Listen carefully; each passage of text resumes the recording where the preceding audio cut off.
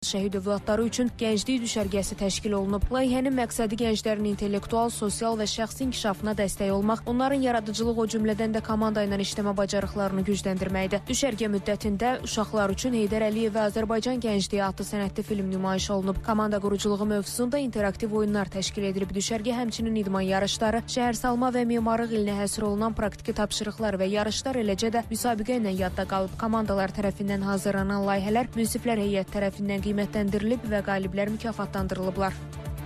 Yaşad Fondu artıq sayca 3-cü layihəsini həyata keçirdi və bu layihə bizim gənclər paytaxtı olan Goranboy şəhərində şəhidlərimizin bizə əmanət olan gənc övladları ilə layihə həyata keçirdi və məqsəd bizim şəhidlərimizin övladlarının bir araya gəlməsi, yeni texnoloji həlləri mənimsəməsi, yeni biliklərin qazanması, hansı ki o biliklər onların gələcək karyeralarında, onların dünya görüşünün formalaşmasına öz müsbət töhfəsini verəcək.